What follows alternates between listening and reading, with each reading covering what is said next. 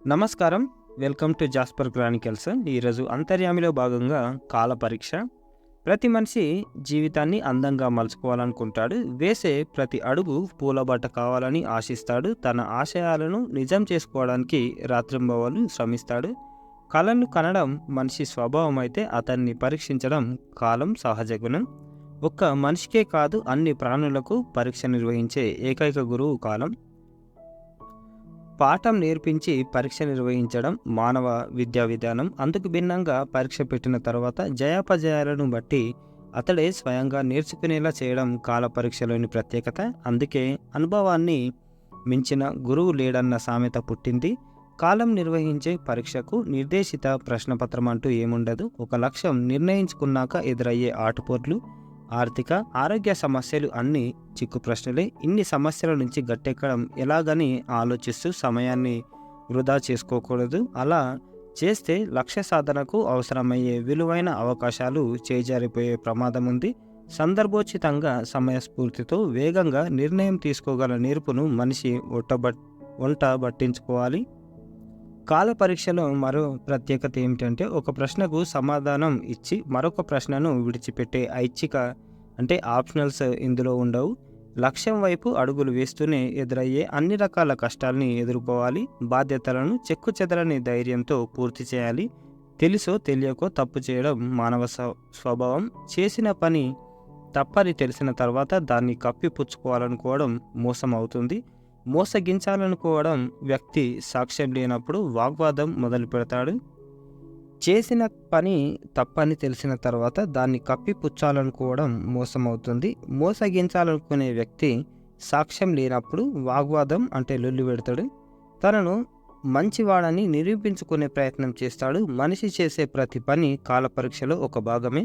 మంచి చెడ్డల్ని గుర్తించే సాక్ష్యం లేదనుకోవడం అజ్ఞానం. ఎప్పుడు ఎవరెలా ప్రవర్తిస్తున్నారో చూసే పర్యవేక్షకుడు అబ్జర్వర్ సైతం కాలమే కావడం విశేషం. ఈ విషయాన్ని పెద్దలు సైతం నిర్ధారిస్తున్నారు. దుష్యంత మహారాజు శకుంతలను గాంధర్వ వివాహం చేసుకొని కొన్నాళ్ళ తర్వాత ఆమె ఎవరో తనకు తెలియదంటూ మోసగించే ప్రయత్నం చేస్తాడు. ఆ సందర్భంలో శకుంతల వేదాలు, పంచభూతాలు, ధర్మం, సంధ్యలు, అంతరాత్మ, యముడు, చంద్ర సూర్యులు, పగలు రాత్రి ఇవన్నీ మనిషి చేసే అన్ని కర్మలను గమనిస్తూ ఉంటాయని చెబుతుంది.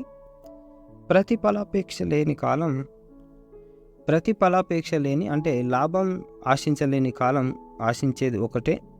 మనిషి తన విలువ తెలుసుకొని మసులుకోవాలని ఆ ఉద్దేశంతోనే ప్రతి మనిషిని నిరంతర విద్యార్థిగా మలుచుకొని అతడి సమర్థత రాటుతేలే విధంగా ఊహించని కష్టాలతో పరీక్షిస్తుంది. అయితే విద్యా సంబంధమైన పరీక్షకు పరిమిత సమయం ఉంటుంది. నిర్దిష్ట వ్యవధి అంటూ లేకపోవడం కాల పరీక్షలో ప్రయోజనకరమైన అంశం. సామాన్య వ్యక్తులు గంటల్ని నిమిషాల్లో వృధా చేస్తుంటారు. కాలం దైవ స్వరూపం కనుక దాన్ని దుర్వినియోగం చేయడం భగవత్ సాన్నిధ్యానికి దూరం కావడమే. కాలం విలువ తెలుసుకొని దాన్ని గౌరవించేవారు అందరికీ ఆదర్శప్రాయులు అవుతారు. కాల పరీక్షకు ఎదురొడ్డి నిలిచిన వారు అన్నింటా విజేతలుగా స్థిరపడతారు. పరీక్ష రాసిన తర్వాత ఫలితాన్ని ఆశించడం మనిషి నైజం. కాలం నిర్వహించే పరీక్షల ఫలితం ఒక్కోసారి తక్కువ వ్యవధిలోనే వస్తుంది, మరోసారి సంవత్సరాల పాటు సమయం పట్టొచ్చు. ఆ వచ్చే ఫలితం సానుకూలమైన ప్రతికూలమైన మనిషి దాన్ని ఆశావాహ దృక్పథంతోనే స్వీకరించాలి. పాజిటివ్ మైండ్ సెట్ తోటి యాక్సెప్ట్ చేయాలి. నిరంతరం లక్ష్య సాధకుడై కాల పరీక్షలకు సిద్ధపడాలి. ఎక్కువ పరీక్షలను ఎదుర్కొని విజయుడై నిలిచిన వ్యక్తి పొందే తుది ఫలితం కాలం అనే మహాకావ్యంలో తనకంటూ ఒక పుటను శాశ్వతంగా నిలుపుకోవడం. అందుకోసమే ప్రతి మనిషి కాలాన్ని గౌరవించాలి అని గోలి రామచంద్రరావు గారు రాసిన అంతర్యామిది.